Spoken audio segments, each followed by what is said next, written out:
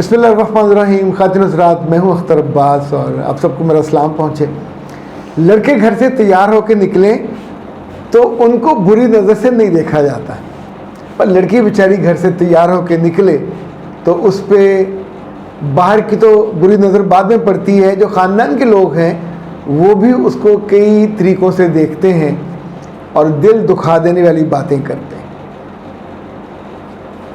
Miss Iqbal ने कहा कि ख़ानदान वाले कहते हैं तुम तैयार होके पता नहीं कहाँ जाती हो।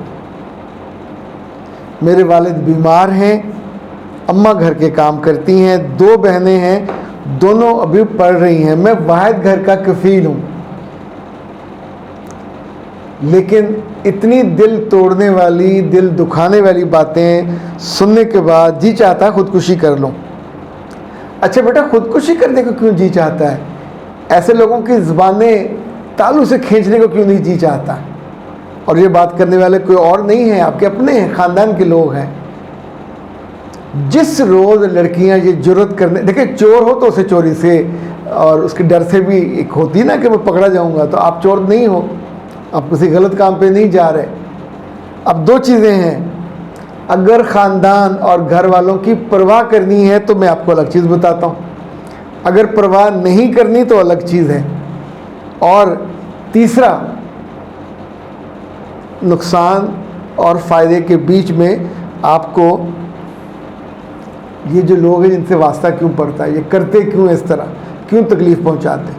तो पहली बात ये याद रखें कि जिस ख़ानदान के लोग इस तरह की हरकत करते हैं बेटियों के बारे में, वो उनकी भांजी हो सकती है, वो भतीजी हो सकती है, वो बिल्कुल करीबी जो इज़्ज़ा हैं, ये घटिया हरकत वो करते हैं।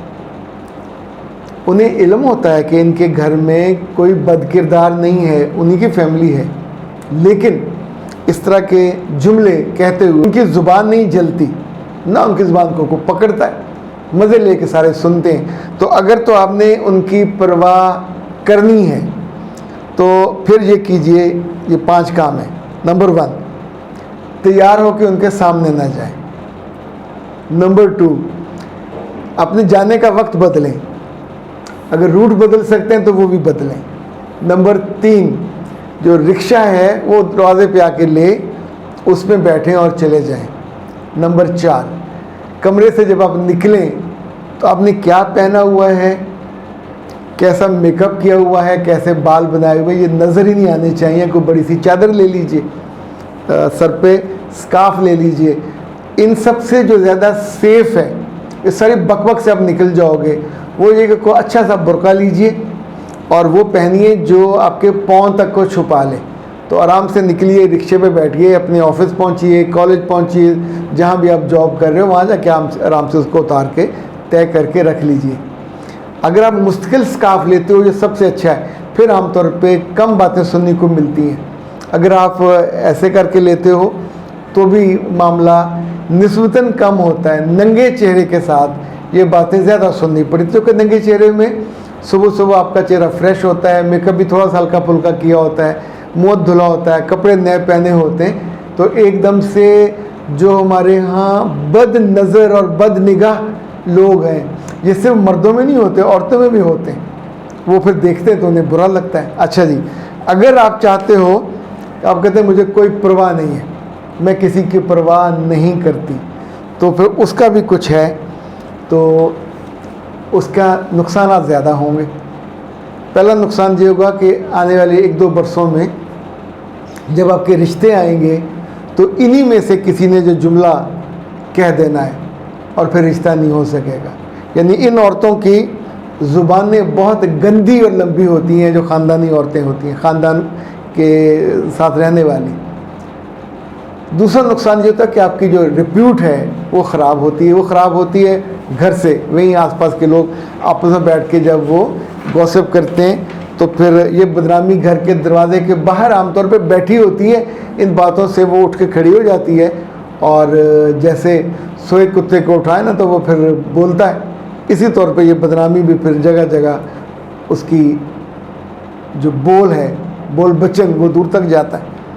अच्छा, अब ये कि ये ऐसा लोग करते क्यों हैं, इसकी जो मैंने वजह गौर किया और उनको शॉर्ट लिस्ट किया, पहली ये वजह होती है, वो कहते हैं कि हमारा कंसर्न है, हमारी लड़की है, यानी माँ से बाप से ज़्यादा कंसर्न दिखाते हैं। वैसे कोई माँ से ज़्यादा कंसर्न दिखाए तो फफा कुटनी होती है, ये भी सारी फफा कुटनी ही होती हैं। दूसरा, वो आपको अहमियत देते हैं, आपकी खूबसूरती, आपकी डिग्री, आपकी तालीम, और अंदर से वो उस अहमियत को, उसकी शक्ल बदलना चाह रहे होते हैं, आपको कमतर साबित करना चाह रहे होते हैं, आपकी इज़्ज़त बढ़ाई, या यूँ समझे जो फ्लरिश कर रहे हो, जो उनसे हज़म नहीं हो रहा होता।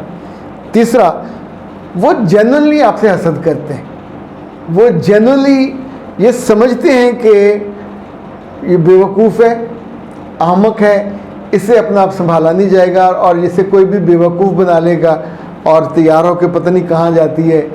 साथ ये भी कहते हैं किन यारों के पास जाती है। असूली तौर पर कभी कोई औरत और मर्द इस तरह का जुमला कहे तो साथ बैठने वाले को बिना लिहाज की उसे शटअप कॉल देनी चाहिए। ये इतनी बड़ी तोहमत है, इतना बड़ा इल्ज़ाम है कि जो आप अगली बंदी की पूरी ज़िंदगी की कमाई पे पानी फेर देते हैं, पेट्रोल डाल के आग लगा देते हैं। ये करने वाले दुनिया में दूसरों की ज़िंदगी बर्बाद करते हैं और ज़ाहिर आखिरत में अपनी ज़िंदगी बर्बाद करते हैं। आशा जी, मिसेस मुनिस का शुक्रिया हम तक पहुँचा है। मिसेस मुनिस, बहुत शुक्रिया, आपका शुक्रिया कहने का। हमने जो शुक्रिया डॉक्टर साहबा तक पहुँचा दिया है, और इन्होंने शादी के 3 साल के बाद पोस्ट मैरिज काउंसलिंग ली थी।